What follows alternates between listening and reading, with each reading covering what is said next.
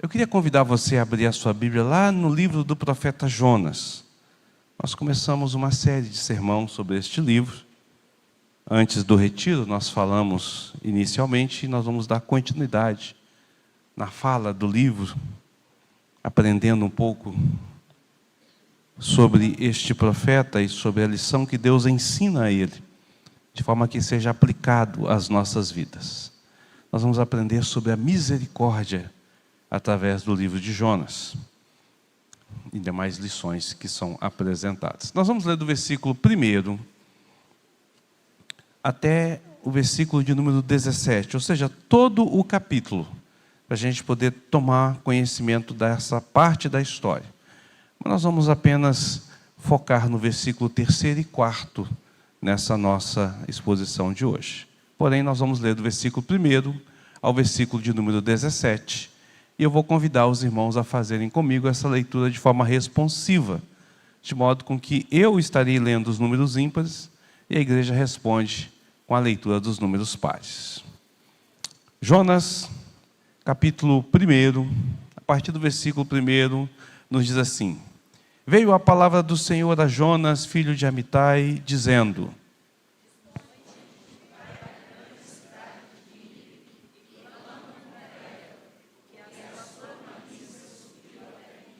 Jonas se dispôs, mas para fugir da presença do Senhor, para Tarsis, e tendo descido a Jope, achou um navio que ia para Tarsis. Pagou, pois, a passagem e embarcou nele, para ir com eles para Tarsis, para longe da presença do Senhor.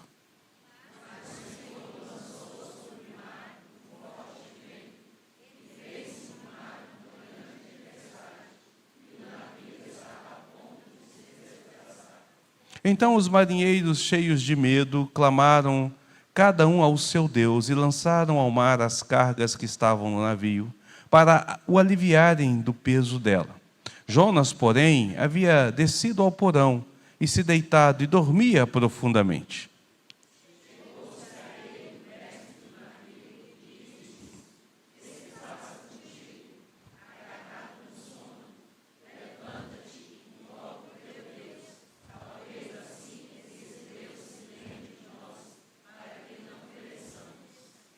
E diziam uns aos outros: Vinde, lancemos sorte, para que saibamos por causa de quem nos sobreveio este mal. E lançaram sortes, e a sorte caiu sobre Jonas.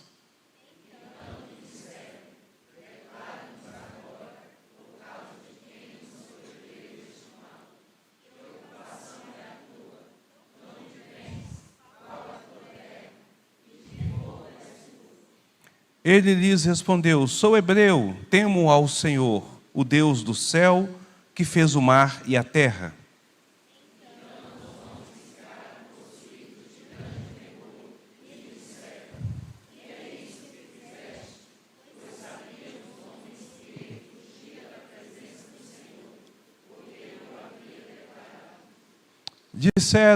Disseram-lhe: Que te faremos para que o mar se acalme? Porque o mar ia tornando-se cada vez mais tempestuoso.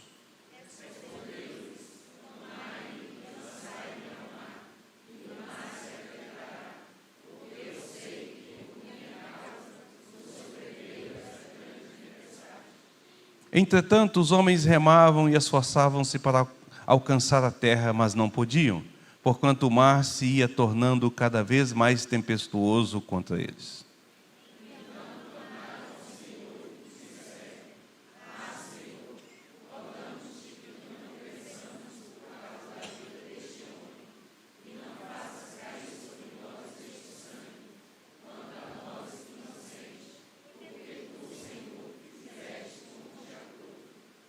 E levantaram a Jonas e o lançaram no mar, e o mar cessou da sua fúria.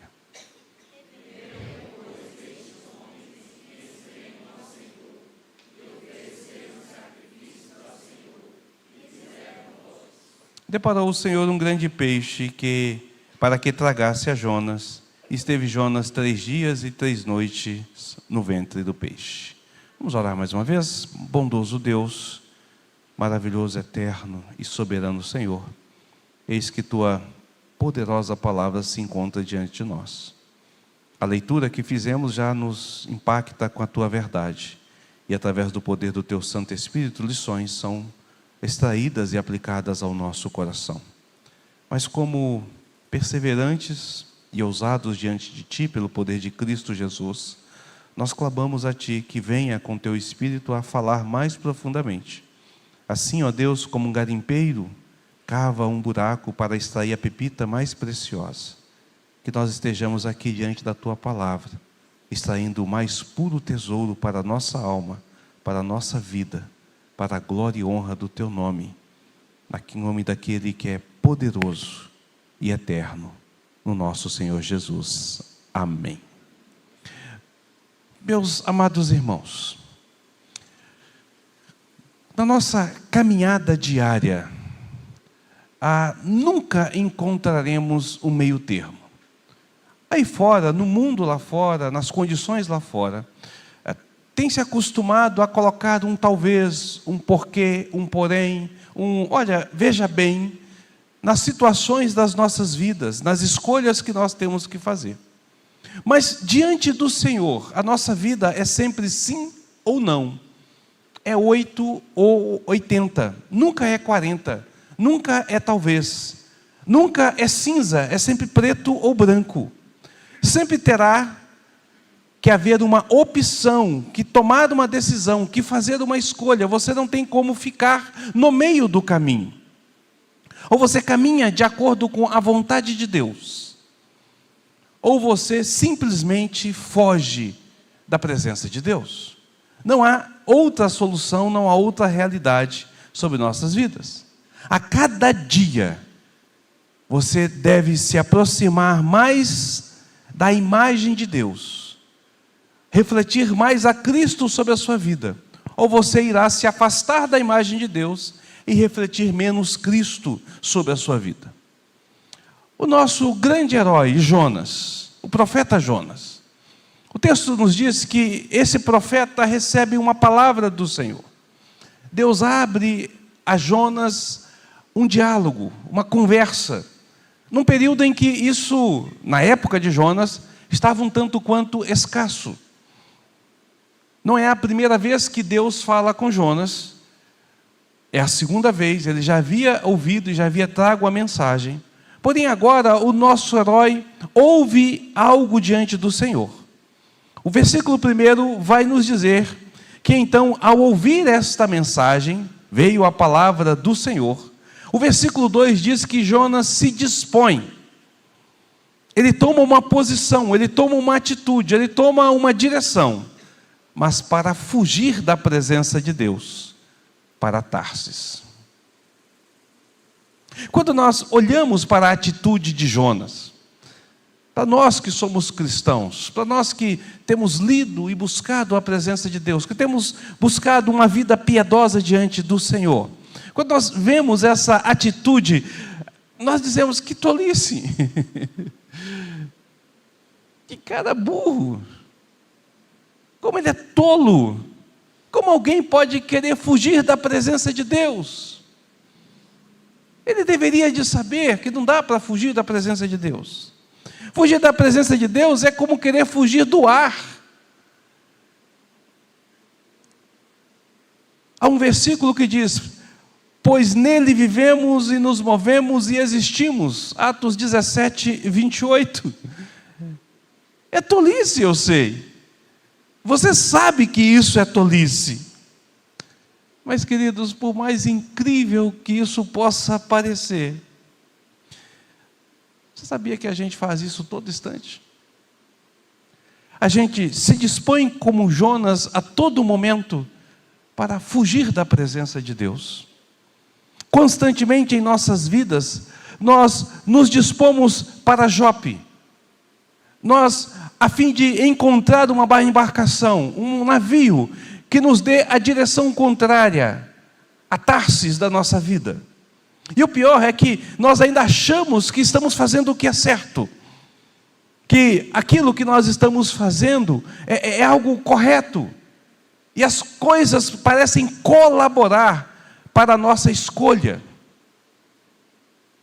Jonas nos ensina algo sobre nós mesmos, que nós somos tão tolos quanto ele, nas nossas decisões e na nossa vida diária.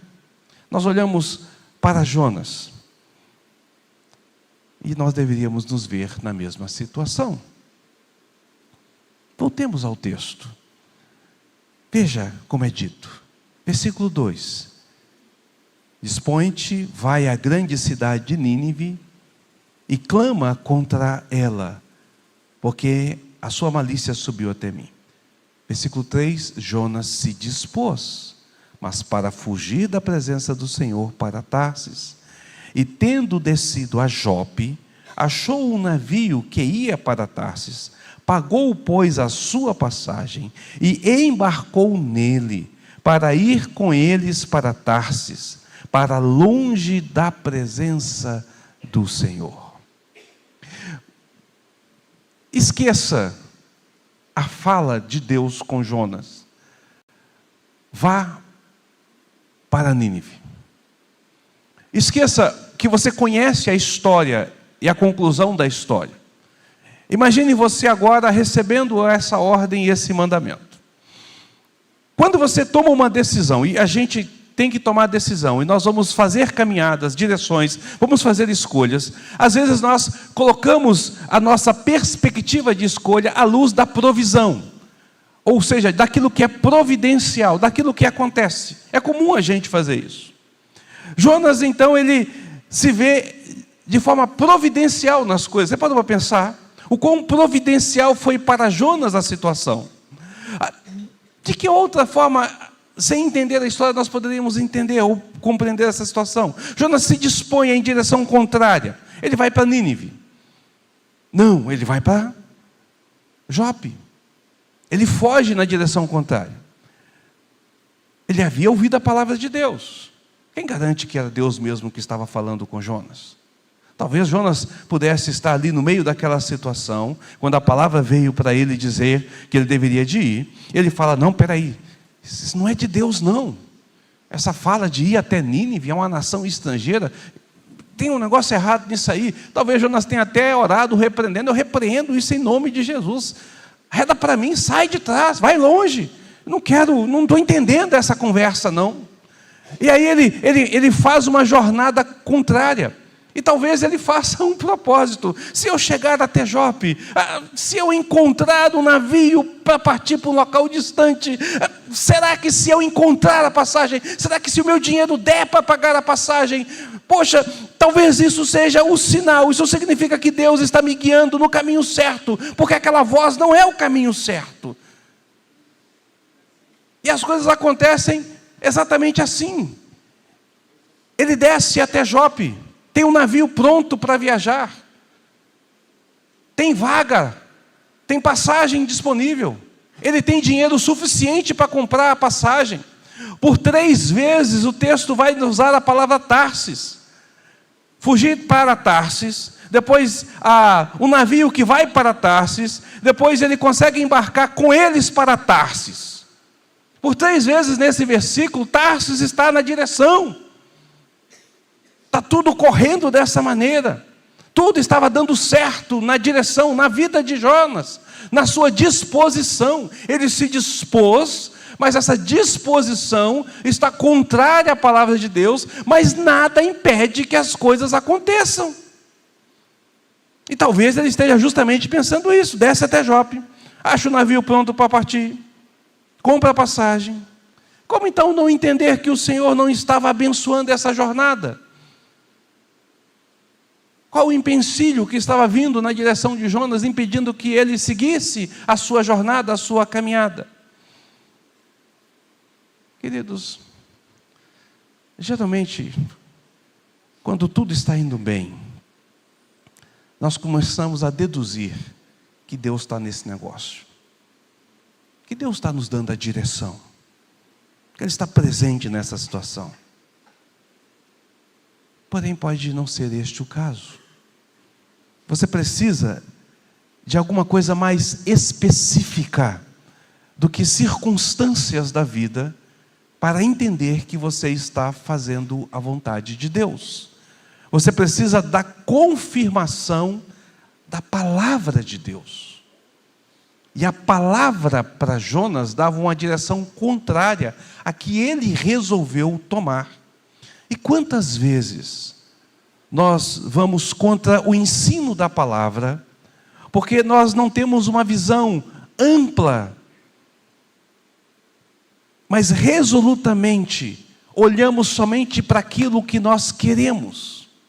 Quantas vezes, em vez de olhar amplamente, em vez de verificar as questões, nós tomamos a decisão e falamos: se isso acontecer, e se dessa forma for, e se desse jeito proceder, então Deus está nesse negócio, então eu posso ir, porque eu estou sendo abençoado pelo Senhor.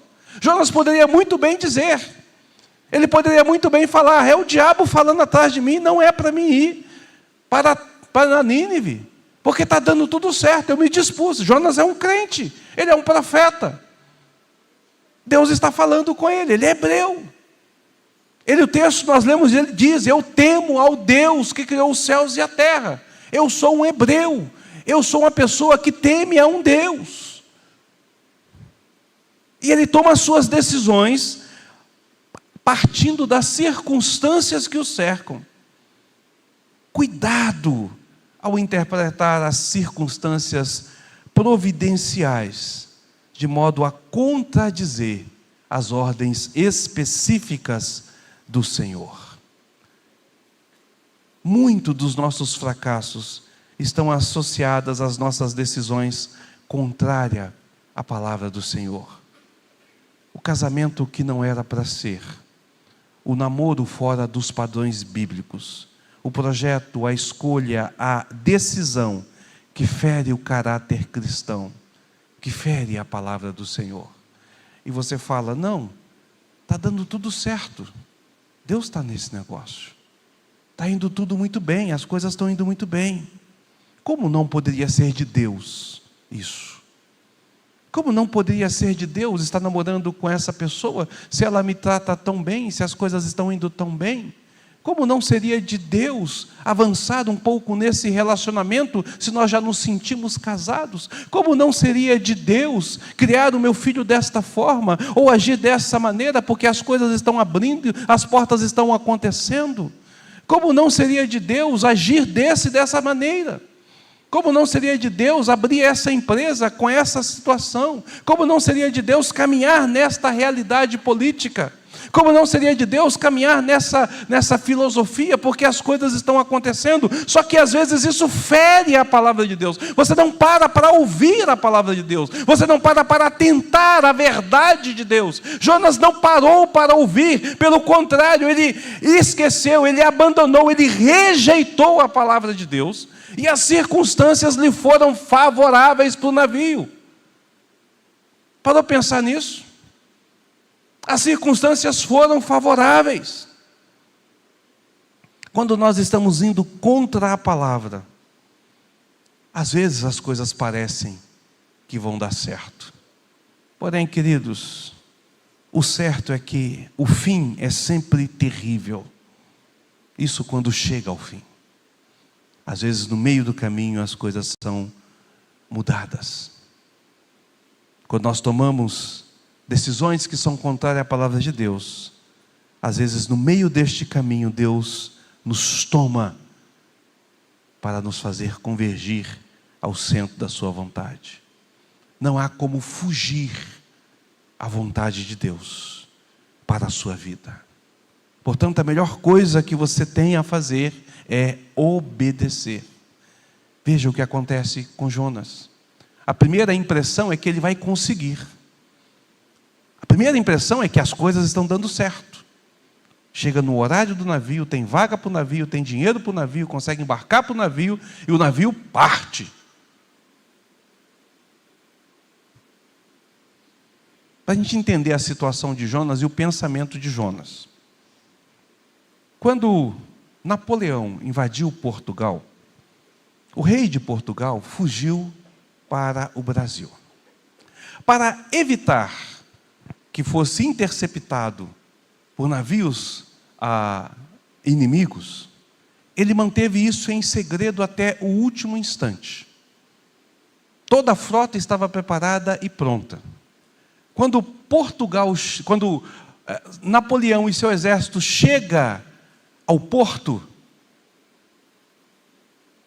o rei dá tchau para ele, porque o navio já havia alçado o mar e ele não consegue mais alcançá-lo. Ele ficou literalmente a ver navios. Napoleão foi enganado pelo rei de Portugal. A história retrata o rei de Portugal como um bonachão, como uma pessoa boba, mas é um cara extremamente estrategista quando ele veio para o Brasil. Por que eu quero contar isso aqui? Para você pensar na visão de Jonas. O navio partiu. Para voltar e ancorar, a manobra é dificílima. Não sei se você já viu o meme na televisão, que foi uma reportagem que aconteceu em Belém. Já tem muitos anos essa reportagem e virou meme. O jornalista para um rapaz para poder entrevistá-lo, porque ele estava embarcando no catamarã, no navio do Rio, para subir, para ir até Parintins, que havia a festa de Parintins, né, para poder estar lá, e ele era daquela região. E aí, quando ele está sendo entrevistado, aí ele fala, não, eu estou há 20 anos aqui, eu não consegui mais ir e tal, agora eu vou estar indo ver meus parentes e tal, e o navio começa a partir. E ele, e não volta, querido. Eu andei naqueles barcos lá, eu fazia essa travessia constantemente, não volta. Pra vocês terem uma ideia, teve uma vez que uma mãe entrou para se despedir do seu filho, eu estava no barco, ia para Barcarena, cidade próxima, ficava 2 horas de barco, 1h30 de barco, e a mãe entrou para se despedir da filha, ela segurou um pouquinho mais, os tripulantes soltaram as cordas, o navio se distanciou o suficiente para não poder pular para o estaleiro, né, 1,5 metro mais ou menos, e a mulher falou, não, volta, eu não vou não, e ela tinha deixado, o que é pior, tinha deixado os filhos dela do outro lado, sentados, olhando assim, e a mãe partindo, não, meu filho, o Marujo falou coisa assim, agora só quando voltar, senhora, a gente vai ter que ir e voltar, porque a gente não consegue fazer a manobra de estacionamento, a gente vai perder 1h30, ou seja, o tempo da viagem, para fazer a manobra para recolocar o barco na posição para a senhora descer. Pode deixar que eu estou ligando aqui, a gente vai passar um rádio para o pessoal, a tripulação de terra, e vão pegar seus filhos, vão cuidar. Daqui a 3 horas a senhora vê os seus filhos. Então, imagina a sensação de Jonas, quando o navio parte. Você pode perceber isso pela posição de Jonas. O texto nos diz que Jonas desce ao porão e dorme. Ou seja, está tudo indo muito bem.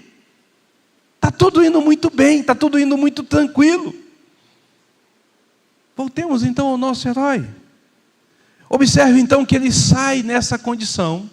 Ele acha que as coisas estão caminhando, os passos estão dando certo, mas no mais improvável das situações, a coisa muda. Ela não muda na situação mais fácil. Ela não muda enquanto ele está comprando a passagem, enquanto ele está descendo. O cavalo poderia ter quebrado uma perna, ele poderia ter perdido a carruagem, ele poderia ter perdido o navio podia não ter vaga, e um monte de coisa poderia acontecer com forma muito mais fácil, mas ele consegue entrar no navio, o navio sai, o navio segue viagem. Olha, observe o que acontece, versículo 4, mas o Senhor lançou sobre o mar um forte vento, e fez o mar uma grande tempestade, e o navio estava a ponto de despedaçar. O mais difícil, o mais improvável acontece para Deus chamar a atenção de Jonas. Deus não trabalha na vida de Jonas nas coisas corriqueiras e mais fáceis. Deus faz o extraordinário para poder chamar a atenção de Jonas, para dizer, Jonas, você está errado na sua decisão, na sua escolha. O que o Senhor faz? Lança sobre o mar uma forte tempestade. Você sabia que nos Estados Unidos, um local onde é constante tempestades tropicais, furacões, vendavais, essas tufões, essas tempestades, na apólice de seguro das empresas de seguro, é chamada de ação de Deus? Para essa cobertura é dito, cobertura sobre as ações de Deus, e se refere a essas tempestades. Eles não estão errados em descrever assim. De fato, Deus controla a natureza. Entretanto, as Escrituras são mais específicas quando fala da ação de Deus sobre o controle do universo e de toda a natureza. O texto nos diz que Deus mirou a Jonas com uma tempestade. Ele mirou no barquinho, no meio do mar, e falou: não vai. Cara, tu não vai chegar a Jope de jeito nenhum. Não é esse o meu propósito para a sua vida. Não é lá que eu te quero. E ele lança uma tempestade diretamente sobre o barco, de forma específica. Ele lança na direção para o atingir e o atinge. O navio onde Jonas estava era o alvo de Deus para uma tempestade. Não há como escapar de Deus, querido. Não tem como o homem conseguir fugir da presença de Deus. Não há como alguém que tenha uma aliança com o Senhor, que tenha Cristo como seu Salvador, que tenha um compromisso com Deus. Nós falamos hoje de manhã sobre a questão do pacto, sobre o pacto que é feito, que Deus faz conosco. Não tem como você simplesmente fugir. O Senhor vai te buscar aonde você está, e vai fazer até o sobrenatural, e vai trazer até uma tempestade para atacar uma formiga. Mas Ele vai fazer. Você não irá fugir dessa realidade. Não existe lugar da onde você possa se esconder da presença de Deus. Davi, o salmista, de forma poética, ele ilustra isso muito bem. Ele diz: para onde me ausentarei do teu espírito? Para onde fugirei da tua face? Se subo ao céu, lá estás. Se faço a minha cama no mais profundo abismo, lá estás também. Se tomo as asas da alvorada e me detenho nos confins dos mares, ainda lá me haverá de guiar a tua mão, a tua destra me sustentará. Se eu digo: as trevas com efeito me encobrirão, e a luz ao meu redor, ao redor de mim, se fará noite, até as próprias trevas não te serão escuras. As trevas e a luz são como a mesma coisa. Salmo 139, versículos 7 a 12. Davi está dizendo: não tem local no universo onde Deus não esteja, onde Deus não me veja, onde Deus não me encontre, onde Deus não faça a sua vontade, onde Deus não possa me retirar, onde Deus não possa me guiar, onde também não possa me cuidar. Não há lugar no universo que você pode se esconder. Você pode se esconder da igreja, você pode se esconder de um estado, você pode se esconder de pessoas no mundo, você pode se esconder de um sistema, mas você não consegue se esconder de Deus. É impossível. Jonas vai conhecer esta verdade da maneira mais difícil. Por não querer obedecer à palavra de Deus, por rejeitar a palavra de Deus, Jonas vai experimentar de forma mais difícil que é impossível fugir da vontade de Deus. Através da sua própria experiência sofrida diante de Deus. Mas tem uma boa notícia nisso aqui. Não é para Jonas a boa notícia, é para você. Você não precisa de passar por isso. Você não precisa de experimentar a dor, o sofrimento, a luta, a tempestade, a dificuldade, para saber que o melhor é fazer a vontade de Deus. Porque Deus deixa registrado aqui para que eu e você possa aprender com a experiência dele e não fazer a mesma coisa. Para que a gente não fuja da presença do Senhor e da vontade do Senhor. O Senhor tem à disposição todas as forças do universo. Ele junta todas elas para realizar as suas ordens conforme a sua vontade. Nós olhamos para a palavra de Deus e através da vida de Jonas, nós percebemos que é impossível fugir, que é impossível escapar, ainda que as coisas comecem circunstancialmente favorável. Não vai terminar bem se chegar ao fim. Jonas é um tolo, não é? Jonas é um bobão. bobão, muito bobo, Jonas. Mas você e eu também somos, querido. Talvez até mais do que Jonas, porque Jonas não tinha essa ilustração, essa história registrada para que ele pudesse ler e falar: não vou fazer igual. Nós temos e nós fazemos. Sabe de uma coisa? Eu sou um bobão. E você também é um bobão. Somos tolos. Somos tolos. Porque não aprendemos com a experiência dos outros. Nós vamos aprender com as nossas próprias experiências. Nós insistimos em desobedecer, em contrariar a vontade do Senhor. E contrariar a vontade do Senhor significa fugir da presença do Senhor.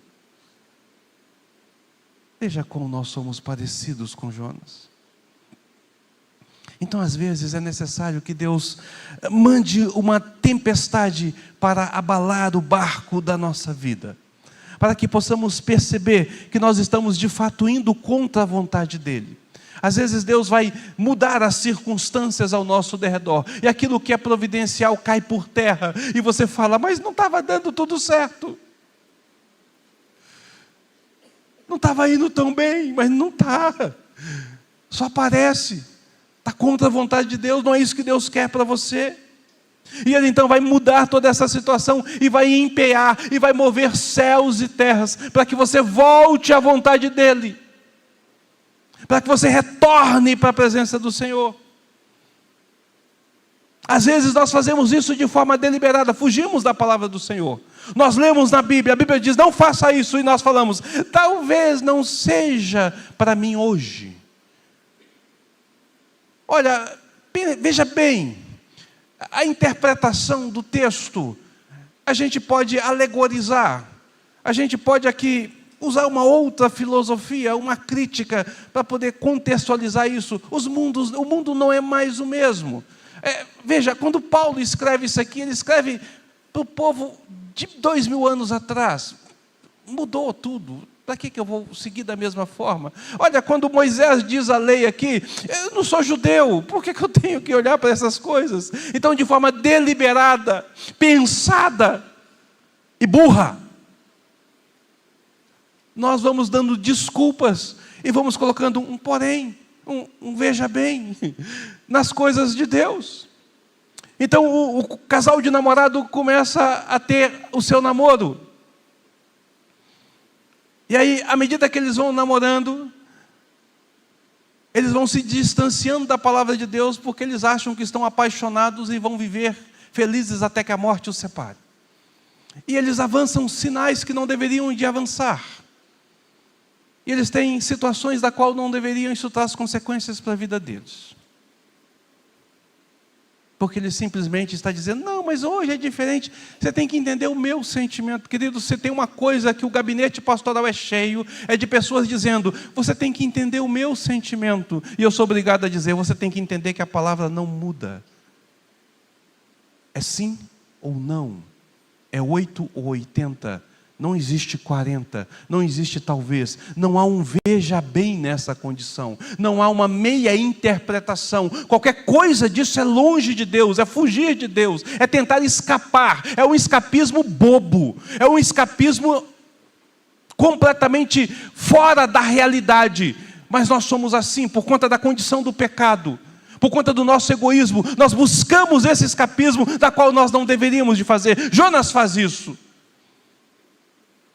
Como que alguém que já ouviu a palavra de Deus, que viu a palavra de Deus sendo cumprida, que nasceu em Israel, que tem uma história com Deus, que nasceu num povo com Deus, e um povo que tem uma história maravilhosa, de Deus agindo, operando, atuando. Veja, o profeta é o porta-voz de Deus, ele fala em nome de, ele foi chamado para falar em nome de. Significa que esse porta-voz, que esse profeta, ele tem com Deus um relacionamento muito mais íntimo do que qualquer outra pessoa, porque Deus fala com ele pessoalmente.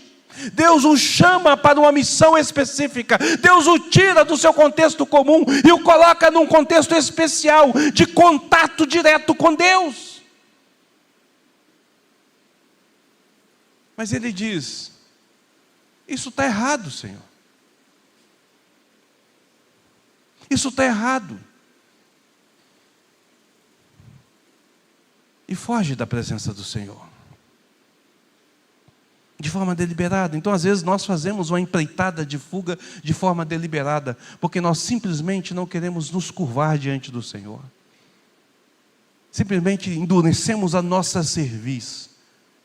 E aí é preciso ser quebrado para que a gente se curve. E Deus lança a tempestade sobre nossas vidas. Mas às vezes, queridos, nós fazemos isso de forma involuntária, porque simplesmente não paramos para pensar e analisar, porque simplesmente não olhamos para a palavra de Deus, porque simplesmente não buscamos o conhecimento do Senhor, porque simplesmente não buscamos o conselho no local certo. Em vez de buscar as coisas aonde deve, como todo cristão, na palavra do Senhor, em vez de buscar um conselheiro piedoso que saiba da palavra de Deus, nós vamos às vezes buscar pessoas que estão lá fora. Ouvir a asneira das pessoas lá fora, e vamos nos importar com as coisas lá fora, e vamos dizer assim: não, mas o médico disse isso, o psicólogo disse isso. Nada contra o psicólogo, mas se ele vai contra a palavra de Deus, e se o médico vai contra a palavra de Deus, ele está errado. Não, mas o meu professor diz isso, mas o meu mestre diz isso, olha, mas o meu pai e a minha mãe diz isso. Se está contra a palavra de Deus, está errada. Mas o meu pastor diz isso, e se ele diz contra a palavra de Deus, ele está errado. E errado 2 vezes, que ainda está ensinando errado. Nós temos que voltar para aquilo que é as Escrituras. Não é ouvir qualquer voz, não é aceitar qualquer conselho, não é buscar qualquer direção, e não é julgar pelas circunstâncias, mas é buscar pela palavra do Senhor. Não satisfazendo o nosso ego, mas glorificando a Deus com a nossa vida e curvando as nossas cervizes diante dEle. Então, como que você está? Qual tem sido as suas escolhas? Você tem optado pela obediência à palavra do Senhor? Ou você tem negligenciado essa palavra e até fugido dessa palavra? Será que a crise conjugal que você está passando? Será que a crise emocional que você está enfrentando? Será que a crise familiar? Será que a crise financeira? Será que os problemas no trabalho? Ou tantas outras tempestades que podem vir? Será que isso que está acontecendo com a sua vida não seja para que você acorde do fundo do barco onde você dorme? Será que não é para chacoalhar você ali, te fazer cair da cama e pensar: por que isso está acontecendo? E voltar-se então para o Senhor, buscando a realidade e a presença do Senhor, clamando ao Senhor e vivendo a obediência ao Senhor, atentando para aquilo que o Senhor faz. Talvez seja isso que esteja acontecendo. O Senhor não te deixará fugir da sua presença. O Senhor não deixará você ir embora. Ele irá te buscar. Ele irá ao teu encontro para fazer você convergir, para fazer você voltar ao centro da sua vontade, porque Ele o tem para sempre. E a vontade de Deus, queridos, ela é perfeita, boa e agradável, porque a palavra de Deus assim o diz. Mas não me interprete mal. Eu não estou dizendo que todas as lutas, todas as dificuldades e todos os problemas, todas as tempestades que você possa enfrentar, são situações deparadas do erro que você cometeu ao não ouvir a palavra de Deus. Não é bem assim. Não é bem assim. Existem circunstâncias e circunstâncias. Lembremos de Jó.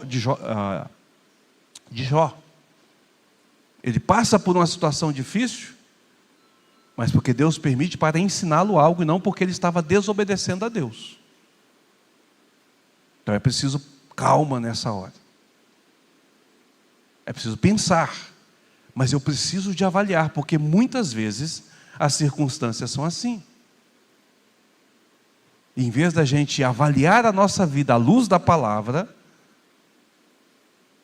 nós ficamos repreendendo Satanás, dizendo: sai, Satanás, arreda, diabo.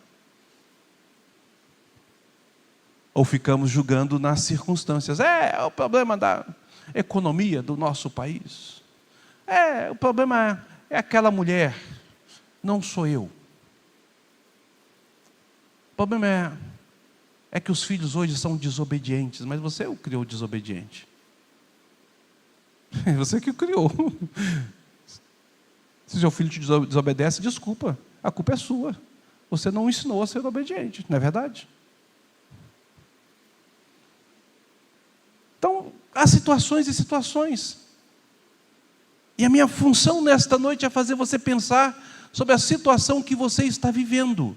Se você estiver passando por uma tempestade, por uma luta, é possível que essa tempestade e essa luta seja Deus chamando você, sacudindo o seu barco, fazendo com que você acorde do porão, para que você volte ao centro da vontade dele.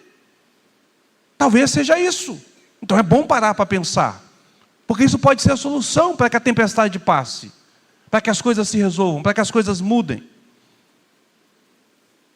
Mas se você não está passando por isso, se não há nenhuma tempestade atingindo o seu barco, se a vida está numa boa, se você está em mares tranquilos, em águas tranquilas, e o seu navio, o seu veleiro vai com vento em polpa na maior tranquilidade, preste atenção, querido, o mar revolta um dia. Não corra o risco de desobedecer a palavra e deixar o mar revoltar. Como eu disse, vai ser tolice da sua parte. Você vai ser bobão, vai ser um bobo, se você deixar isso acontecer depois do que você está ouvindo aqui. Não caia nessa tolice. Deus vem nos buscar, queridos. O Senhor age, não da forma que eu quero, mas do jeito que Ele quer, nos seus propósitos e na sua direção. Mas sabe o que é interessante disso? É que se você estiver passando por uma tempestade levantada pelo Senhor, que está sacudindo o seu barco, ao ponto de levá-lo quase a pico, colocando você em pleno desespero, se você está enfrentando uma crise pesada, terrível, porque você está em desobediência a Deus, Ele faz isso porque Ele te ama, porque Ele lhe quer bem, porque Ele não quer largar a mão de você, e porque Ele quer ensinar a você que é melhor seguir a Ele e obedecer a Ele. Olha só o que Jeremias no capítulo 31, versículo 3 diz: com amor eterno eu te amei, por isso com benignidade te atraí. O que Jonas faz? O que Deus faz? Deus lança a tempestade sobre o barco, não para empurrar Jonas para Tarsis, mas para puxar Jonas para sua vontade. O barco está sendo achacoalhado no mar, está sendo impedido de prosseguir, de se distanciar. Deus segura o barco no mar, para que atraia, para que volte, para que traga para a presença do Senhor. Deus sacode a nossa vida, queridos, que coisa maravilhosa. Deus bagunça conosco. Deus lança tempestades em nós, o nosso barco fica agitado, a nossa vida fica confusa, fica um caos. Mas quando nós descobrimos que isso é porque Deus quer que nós cumpramos a vontade dEle, nós sabemos que Deus nos ama ao ponto de abalar céus e terras para nos fazer voltar. Não é uma tempestade comum, não é uma força da natural comum, é um decreto de Deus sobre a vida de Jonas. Ele move em direção a ele. Então é sinal de que Deus o ama e o quer que ele volte. Então Deus pode abalar a sua casa, Deus pode abalar a sua vida, Deus pode abalar a sua saúde, Deus pode abalar o seu emprego, Deus pode abalar as suas finanças, Deus pode abalar o seu casamento, Deus pode abalar o seu namoro, Deus pode abalar a sua vida em qualquer local, se Ele quiser fazer você voltar ao centro da vontade dEle, porque Ele não vai deixar você fugir, porque Ele te atraiu com amor eterno. Porque Ele tem uma aliança contigo, porque Ele tem um pacto realizado através de Cristo Jesus, porque Ele resolveu dos altos céus, da sua soberana vontade, chamá-lo de filho. Ele o adotou e Ele não larga a mão de você. Essa é a beleza deste texto. Essa é a beleza deste texto, porque Jonas é um filho rebelde, porque Jonas é um filho desobediente, porque Jonas é um filho que volta-se contra o seu pai, mas o seu pai não o larga. Ainda que as circunstâncias iniciais parecem ser boas, mas Deus o faz voltar e ele vai aprender, mas com duras penas. Então preste atenção. Se você estiver passando por isso, volte logo. Não deixe que a coisa complique mais. Você não deixará, não fugirá, não escapará do Senhor. Se você não está passando por isso, tenha cuidado para não passar. Fique atento e obedeça ao Senhor. Fique atento e obedeça ao Senhor. Porque é a melhor coisa que a gente pode fazer. Pense sobre isso, querido. Coloque a sua vida diante desta realidade. Avalie a si mesmo diante disso. E volte para a presença e o centro da vontade de Deus sobre a sua vida. Não deixe que as coisas cheguem às últimas consequências.